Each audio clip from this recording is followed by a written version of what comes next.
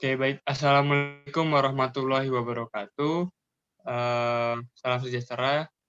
Perkenalkan, nama saya Kurnia Fajar Indrianto, NPM 19031010119 dari Paralel C, Grup A, C3. Saya di sini bersama partner saya, Muhammad Hakam. Silahkan Muhammad Hakam memperkenalkan diri.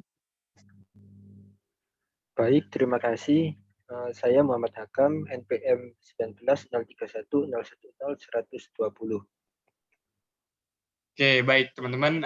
Pada kesempatan kali ini kami akan menjelaskan mengenai sterilisasi dan pembuatan zat. Oke. Untuk pertama-tama mungkin ada yang belum tahu ya apa itu sterilisasi. Jadi untuk sterilisasi sendiri itu adalah proses pemusnahan atau penghilangan mikroorganisme yang ada dalam suatu alat atau bahan tertentu. Nah, prosesnya ini biasanya ada beberapa jenisnya ya. Eee, salah satunya beberapa di antaranya yaitu, sterilisasi secara fisik dan juga sterilisasi secara kimia. Nah, apa sih sterilisasi secara fisik? Nah, sterilisasi secara fisik yaitu, proses sterilisasi di mana, kita mengandalkan, pemanasan sehingga, mikroorganismenya itu hilang dengan panasnya itu tadi. Nah, biasanya pemanasan ini diatur dalam suhu 160 sampai 180 derajat Celcius dalam rentang waktu 1,5 jam. Nah, dalam sterilisasi fisik itu biasanya kita menggunakan alat, eee, hot air oven dan juga autoclave.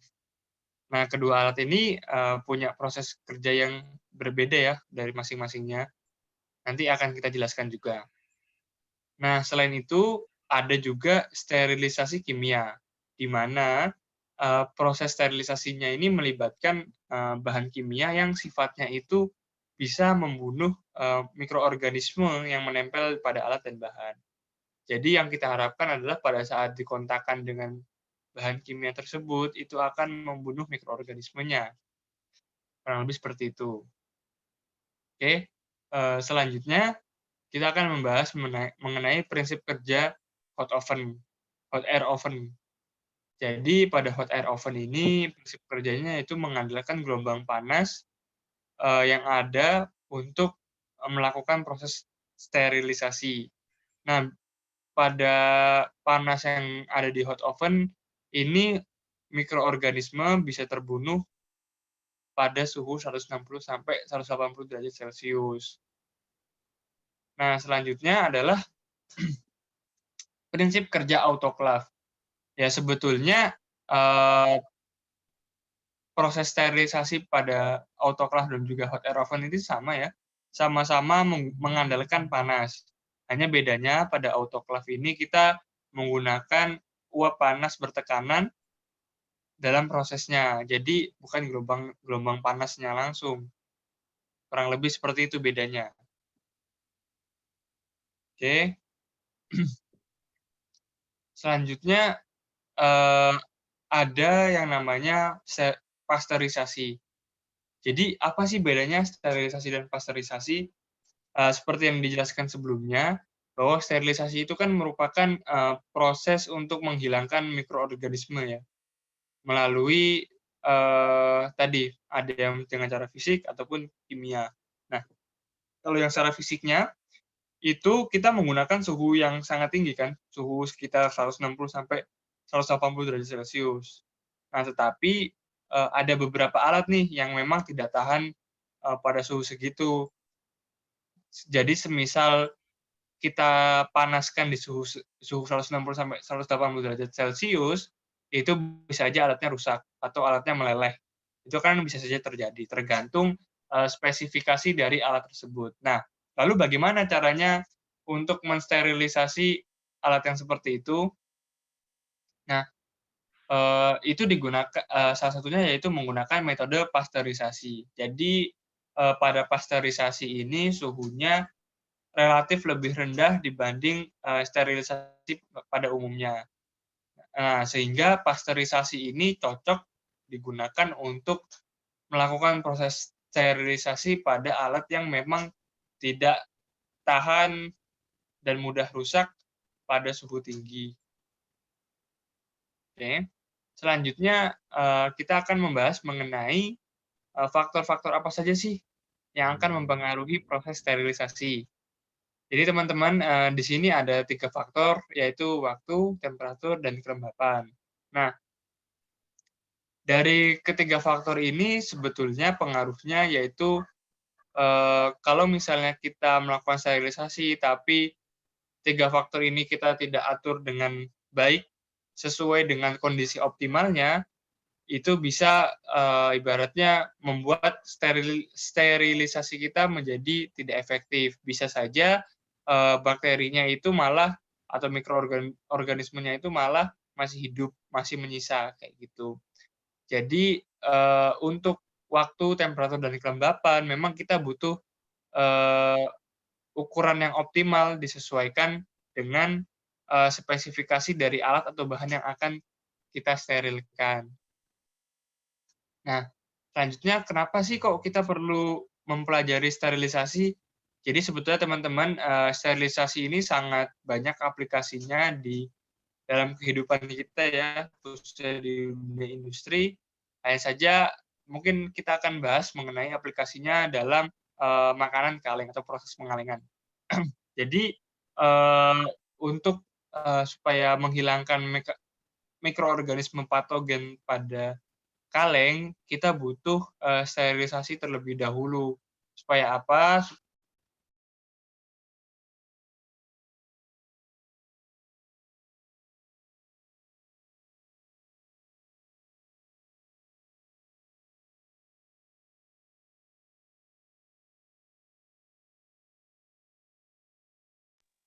Kam, Kam, Suaramu dari kapan hilangnya, Kam? dari aplikasi.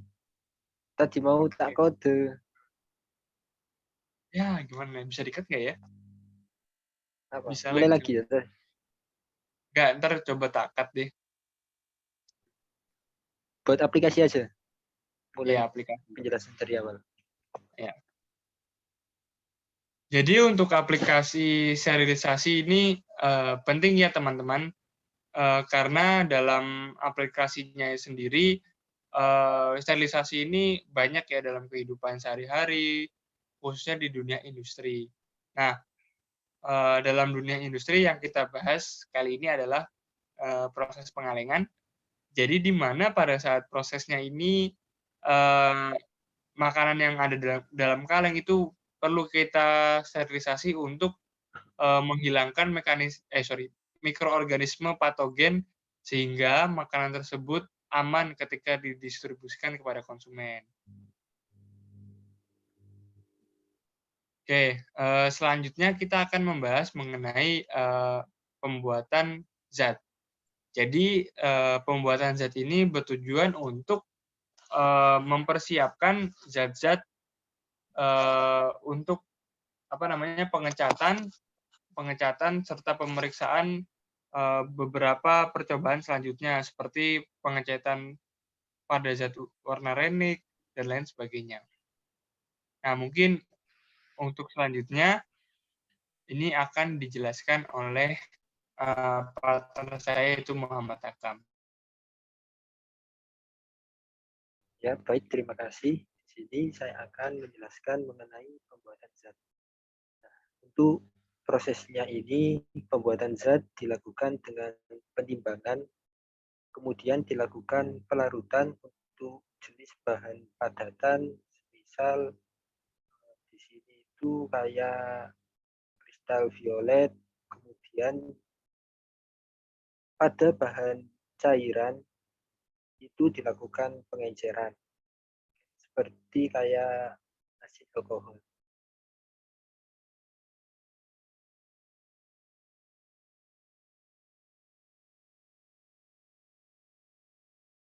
Untuk prosedur percobaannya itu dapat dilihat sebagai berikut. Untuk prosedur percobaan dari sterilisasi, yaitu pertama, alat atau bahan yang akan disterilisasi stabiles dengan Aquades.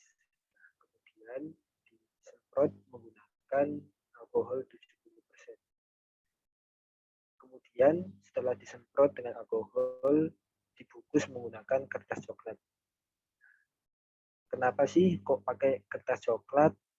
Di sini itu terdapat beberapa alasan kenapa dipakai kertas coklat. Di antaranya kertas coklat itu mencegah alat atau bahan yang digunakan terkontaminasi dari mikroorganisme. Kemudian kertas coklat sendiri itu dapat berfungsi dalam penyebaran panas ke permukaan alat atau bahan yang akan disterilisasi, sehingga proses sterilisasi dapat berlangsung lebih optimal.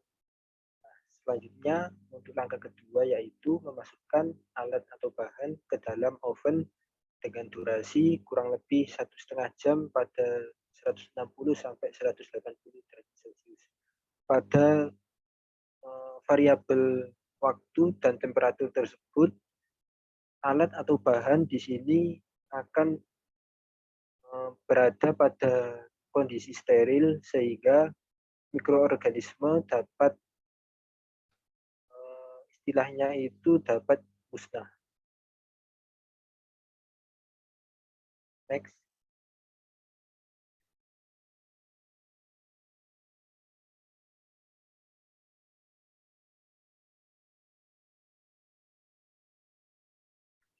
Untuk prosedur percobaan pada pembuatan zat, di sini kita itu membuat larutan methylene blue. Nah, untuk methylene blue ini yaitu 1 gram methylene blue itu dicampurkan dengan 100 ml Aquades. Nah, nantinya dihasilkan larutan yang berwarna biru. Nah, larutan ini itu berfungsi untuk zat pengecatan. Kemudian untuk kristal violet di sini 1 gram kristal violet dilarutkan dengan 100 ml Aquades. Untuk larutannya sendiri itu akan berwarna ungu. Sama seperti methylene blue, larutan ini digunakan untuk zat pengecatan. Kemudian untuk Lugol's iodine di sini digunakan iodine 1 gram, kemudian kalium iodida 2 gram dan Aquades 300 ml. Bahan ini dihomogenasikan, kemudian larutan akan berwarna coklat. Selanjutnya untuk Hagers kristal violet, di sini kristal violet 2 gram dan alkohol 95% sebanyak 20 ml. Itu untuk Hagers kristal violet yang A. Kemudian untuk yang B itu amonium oksalat sebanyak 0,8 gram dan Aquades 850 ml. Untuk larutannya sendiri akan berwarna ungu. Kemudian pada aset alkohol sendiri digunakan 22 ml HCl 37% dan 100 ml alkohol 95%. Nah, untuk warna dari larutannya warna bening. Kemudian untuk Nouveau methylene blue sebanyak 0,3 gram methylene blue, kemudian 30 ml alkohol dan Aquades 100 ml dihomogenasikan dan diperoleh larutan yang berwarna biru pekat. Nah, dari pembuatan larutan tersebut penting untuk kita pastikan bahwa larutan yang telah kita buat itu benar-benar terhomogenasi secara sempurna, sehingga memudahkan dalam pengamatan, semisal kayak pengamatan jasad renik. Nah, dengan larutan tersebut terhomogenasi secara sempurna, maka proses pengamatan berlangsung lebih mudah. Next.